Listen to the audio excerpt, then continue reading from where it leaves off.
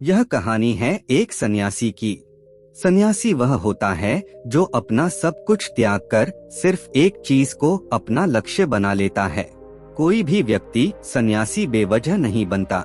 सन्यासी बनने के पीछे एक बहुत बड़ी वजह होती है। उस व्यक्ति के सन्यासी बनने के पीछे भी एक बहुत बड़ी वजह थी।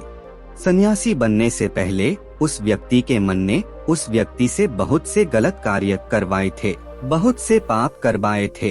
उस व्यक्ति का मन उसका मालिक बन चुका था और वह अपने मन का गुलाम।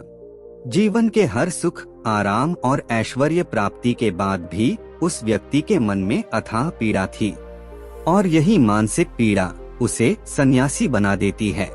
सन्यासी बनने के बाद वह व्यक्ति सांसारिक दुनिया से दूर हो जाता है, जंगल में रहने चला जाता है, ध्यान करता है, तरह तरह की साधनाएं और अभ्यास करता है, भिक्षा मांगकर भोजन करता है, एकांत और मन का अभ्यास करता है।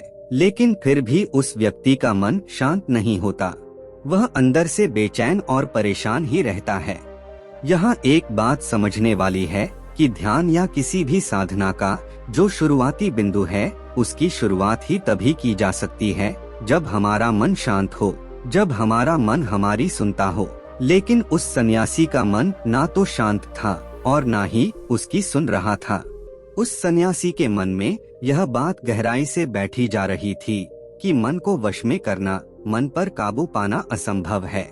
लेकिन फिर एक दिन उस सन्यासी को एक व्यक्ति मिलता है जो ना तो कोई साधु सन्यासी होता है और ना ही कोई बुद्धिमान व्यक्ति। वह तो बस एक साधारण सा चारबाह था जो उस जंगल में अपनी भेड़ को चरा रहा था। वह चारबाह उस सन्यासी के पास आकर उससे पूछता है, क्या मैं तुम्हारी कुछ मदद कर सकता हूँ? तुम बहुत परेशान लग रहे हो। मैं तुम्हें पिछले कई दिनों से देख रहा हूँ। तुम बहुत बेचैन रहते हो। अगर तुम चाहो तो मैं तुम्हारी सहायता कर सकता हूँ। चरवाहे की बात सुन सन्यासी कहता है, भला तुम क्या मेरी मदद कर सकते हो? तुम तो एक संसारी हो जो अपनी मोह माया में लिपटे रहता है। यह सुन वह चरवाहा उस सन्यासी से कहता है, मैं तुम्हारी मदद कर सकता हूँ। मैं मन को वश में करना जानता हूँ। सन्यासी चरवाहे के मुंह से यह बात सुन जोर से हंसता है और कहता है, क्या कहा तुमने? तुम मन को वश में करना जानते हो? मैं अपना सब कुछ त्याग दिया और जंगल में रहने लगा, तब भी मैं अपने इस मन का गुलाम हूँ और तुम कह रहे हो कि तुम इसे वश में कर सकते हो। ये सुन वह चारबाह कहता है, मन को वश में करने के लिए सभी वस्तुओं का त्याग करना आवश्यक नहीं है और ना ही जंगल में जाकर रहना जरूरी है। बस एक चीज है जिसे छोड़ना सबसे जरूरी है। वह एक चीज है गलत जानकारी। आज तक हमारे भीतर जो भी जानकारी गई है उसी ने हमारे मन का निर्माण किया है। सन्यासी उस चरवाहे से पूछता है, परंतु वह कैसे? वह चरवाहा उसे समझाते हुए कहता है, मान लो तुमने आज तक सेब का फल नहीं खाया, तुम्हें सेब के स्वाद के बारे में कुछ भी नहीं पता, तो क्या तुम्हारा मन कभी सेब खाने को कर सकता है? इसीलिए हमारे मन का निर्माण जानकारी से होता है। अगर तुम अपने मन को वश में करना चाहते हो तो अब मेरी बातों को ध्यान से सुनना। तुम अपने मन को वश में केवल तभी कर सकते हो जब तुम अपने मन की जड़ों को देख पाओगे।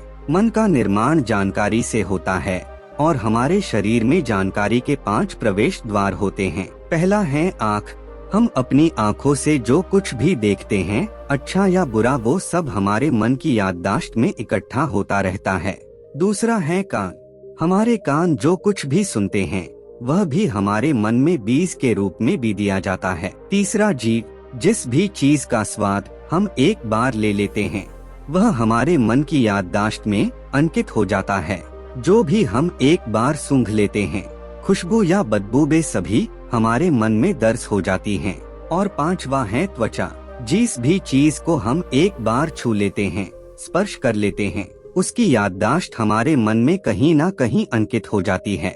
इन 5 शारीरिक दरवाजा से जो भी जानकारी हमारे अंदर जाती है वह जानकारी बीजों के रूप में जमा हो जाती है और धीरे धीरे वृक्ष बनती है। हमारा मन मिट्टी की तरह है जिसमें बीज बोए जाते हैं और हमारी बुद्धि बीज बोने वाले किसान की तरह है अगर हमारी बुद्धि गलत जानकारी के बीजों को सही जानकारी के बीच समझकर वो देगी, तो जब भविष्य में वह बीज वृक्ष बनेगा, वह खराब फल ही देगा। तुम्हारा मन तुम्हारे वश में इसीलिए नहीं है क्योंकि तुमने पहले से ही अपने मन में बहुत सारे गलत बीज बो रखे हैं और अब वो बीज बड़े वृक्ष बन चुके हैं।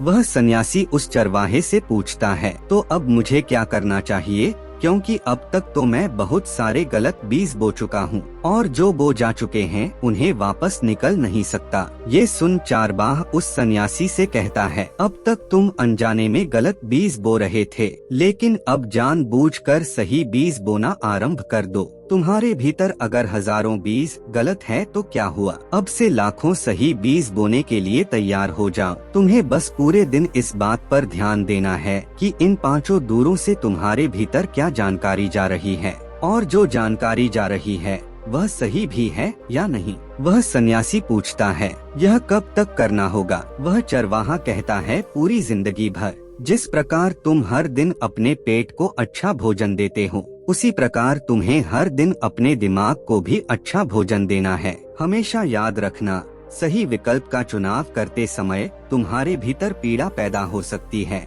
लेकिन वह पीड़ा सिर्फ कुछ समय ही रहेगी। इसीलिए चाहे तुम्हारे अंदर कितनी ही पीड़ा क्यों ना हो, तुम्हें हर बार सही का ही चुनाव करना है। जितनी बार तुम सही चुनोगे, उतनी बार तुम अपने अंदर एक सही बीज बोलोगे, और जिस दिन तुम्हारे अंदर के सही बीजों की संख्या गलत बीजों की संख्या से अधिक हो जाएगी, उस दिन तुम्हारा मन तुम्हारे बस में होगा। लेकिन उस दिन के लिए आज से अभी से अपना प्रयास जारी रखना होगा।